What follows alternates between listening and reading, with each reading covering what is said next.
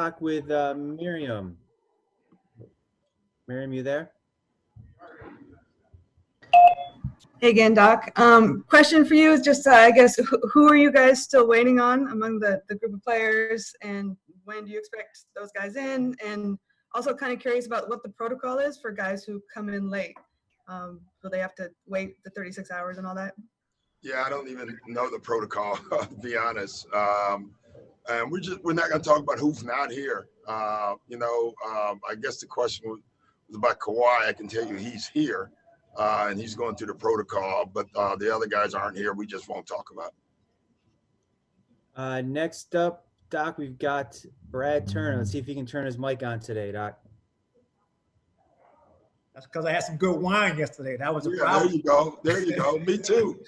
Yeah, well, you have some wine too, Doc. Stop fooling people.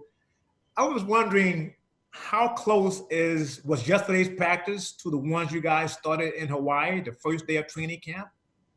Not as close, Okay.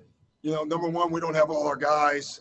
Number two, it's so different, Brad, because usually going into the beginning of a season, guys have been together playing full court basketball. They've been in the gym, 4 and 5 weeks before you even start training camp. This is a little different. Guys just started getting together about a week ago, 2 weeks ago, and there are more individual workouts. So, really, we did a lot of light stuff. We put in a lot of stuff, but we didn't play much competitive basketball at all. And we probably won't do that for a couple more days. Thanks, BT. Next is Tomer. Go ahead, Tomer. Hey, Doc. How you doing? I was wondering, how are you? Good. Thank you. Thank you. I was wondering what the health status of Kawhi is. I know you guys had a sort of strict plan for him during the regular season.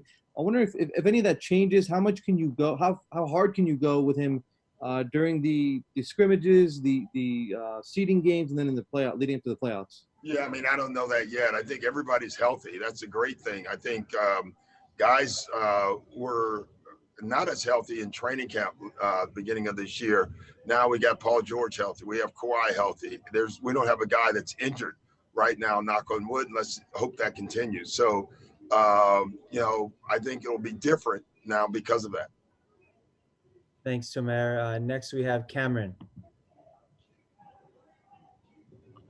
Hey, Coach. Got a two-part question here.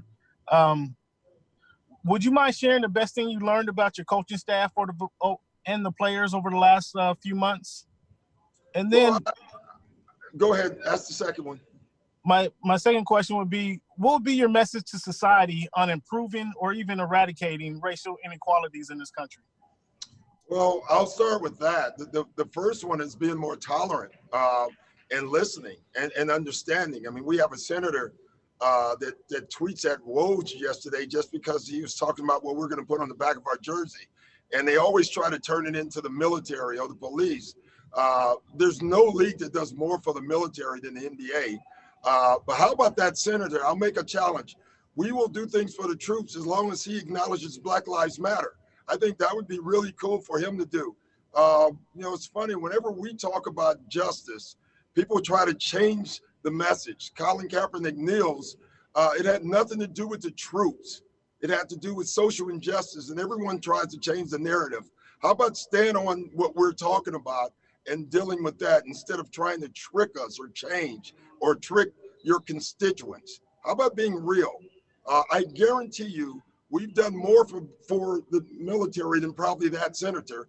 And I guarantee you this, we've also are going to do things for Black Lives Matter. How about him? Maybe he should join into that.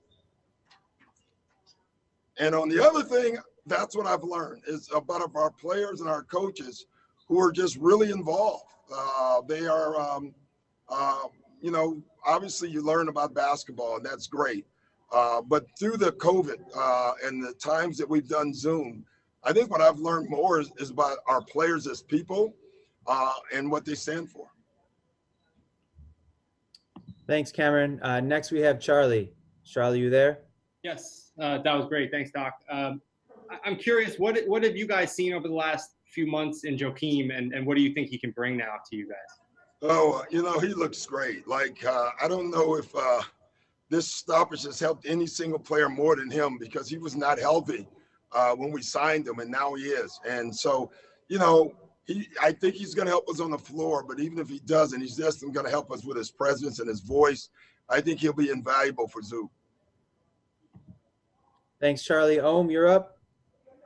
Hey, Doc, I know you're incredibly passionate about Black Lives Matter movement, social justice, and also Lou had just said when I asked him why, you know, what made him decide to come play, he was 50-50 early. He said the team decided to have a team vote about whether to come, either everybody's coming or nobody's coming. You are all about player empowerment as well. What did you think about the team voting? What did you know about it? And what do you think about the players coming together and doing this vote? Well, we pushed it. You know, we didn't want to come here if we didn't have the right mindset, you know, and we needed to have that. And with all the stuff that is going on, we made the choice that we can do our jobs and do our jobs well, and then also have the ability to talk. Let's say if we hadn't decided to play, I wouldn't be here talking about it right now. So we have the opportunity to speak our truths, and we're not going to stop doing it. Thank you, Ohm. Last question, Farbad. Last question. Go ahead. Hey, Doc. Reggie had mentioned yesterday about some of the crazy things he's seen people bring in the bubble, like Trez brought a portable sauna. Is there anything you've seen from players bringing that kind of shocked you or you thought was funny? No, I haven't seen much. I mean, I think all the coaches have a lot of different coffee mechanisms, me being one of them as well. But other than that, I think Trez with the little portable sauna thing, he may be at the top of the list in that, but I have a feeling there's some other things that people have brought. All right, Doc, we'll have a great practice.